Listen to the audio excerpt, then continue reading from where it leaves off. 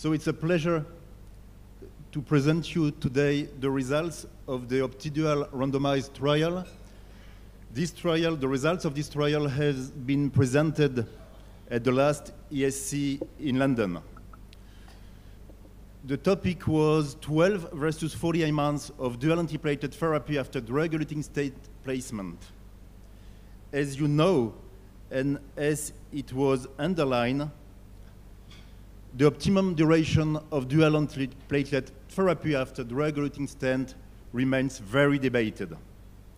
There is suggestion of benefit of dual antiplatelet therapy versus aspirin because the long-term risk of very late stent thrombosis after PCI does not decrease over time, and also because nearly half of the recurrent MACE after PCI for acute coronary syndrome are associated with non-culprit lesions at the time of PCI. Also, the large DAPT trial has shown that on a background of aspirin, prolonging clopidogrel for 18 months showed a reduction in the rates of MACE and stent thrombosis, but, as you know, with an increase of bleeding. Therefore, working to demonstrate that on a background of aspirin, continuing clopidogrel for up to 48 months would be superior to stopping clopidogrel at 12 months following drug-eluting stent implantation in reducing NACE, a composite of death, MI, stroke, and major ISTH bleeding. Therefore, we have conducted a multi-center randomized open-label study in 58 sites in France from January 2009 to January 2013. The OPTIDUAL trial was funded primarily by the French Ministry of Health, and we receive additional unrestricted research grants from Fédération Française de Cardiologie, Cordis, Boston, Medtronic, Terumo, and Biotronic.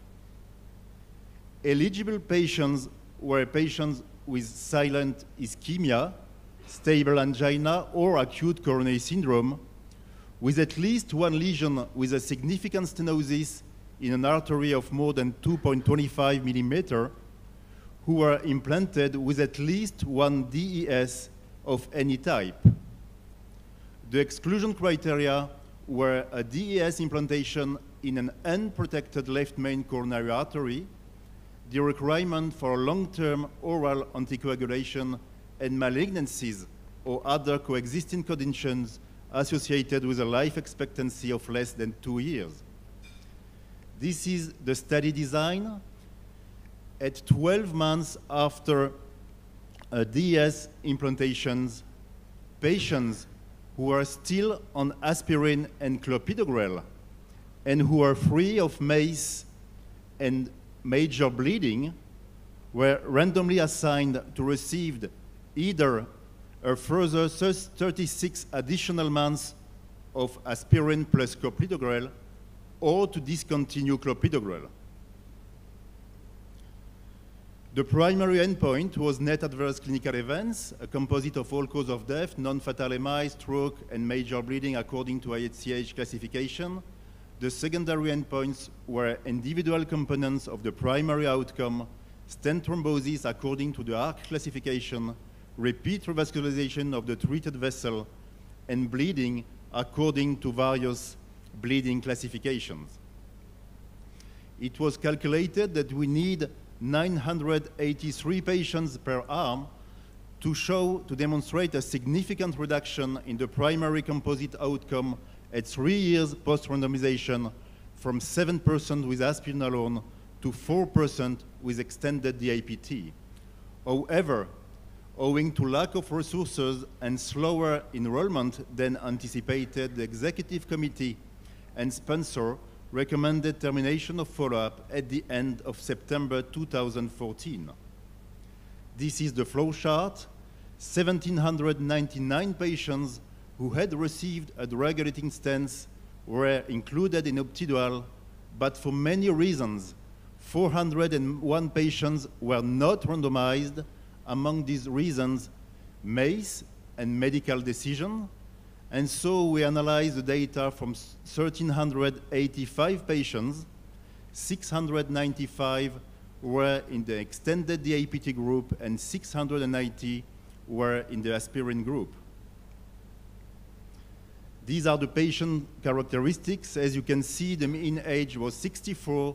Diabetes was present in 31% of the patients. Previous PCI occurred in 26% of the patients, and previous MI in about 17% of the cases.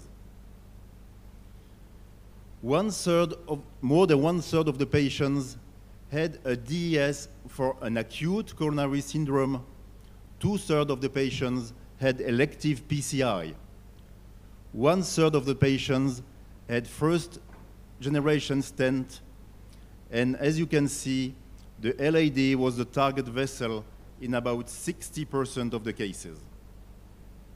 The use of evidence-based medications was high. Statins were used in more than 93% of the cases, beta blocker in 80%, proton pump inhibitors in half of the cases.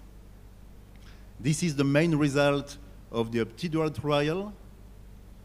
As you can see, extending the APT did not achieve a reduce in a composite of death, MI, stroke, and major bleeding with DAPT compared with aspirin alone.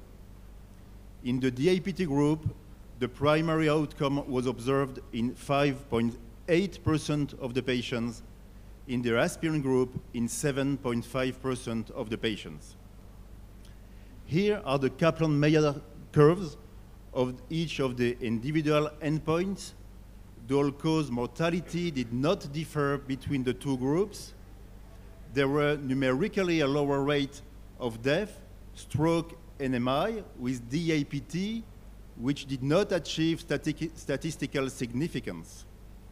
Of interest, the major bleeding were identical in the two groups, 2%.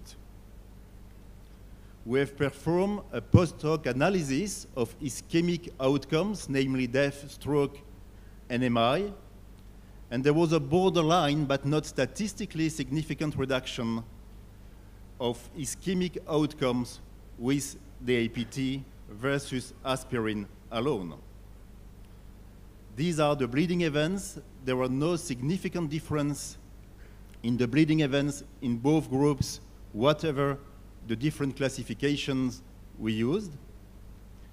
And to put our results into context, we have performed a meta-analysis of the randomized controlled trials that have tested 12 months versus longer DAPT after DES in terms of death, stroke, and MI. And the results showed a 22% significant reduction in death, stroke, and MI with extended DAPT.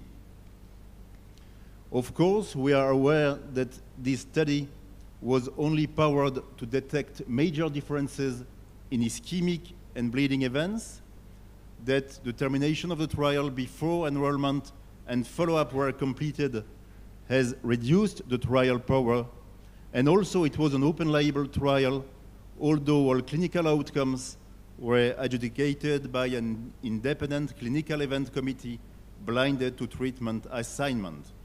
So in conclusion, we can say, according to this trial, that extending the APT duration for up to 48 months did not achieve a statistical superiority compared with stopping clopidogrel at 12 months with regards to net adverse clinical outcomes in patients free of MACE and bleeding 12 months after stent implantation. However, there was a borderline but not statistically significant reduction in post-hoc analysis of ischemic outcomes with extended DAPT, and we observed no apparent increase in bleeding and all-cause mortality with extended DAPT. These are the main recruiting sites, and I also want to thank the steering committee, the clinical events committee, the data monitoring committee, and the study staff. And this study has been published online in the European Heart Journal in September. Thank you for your attention.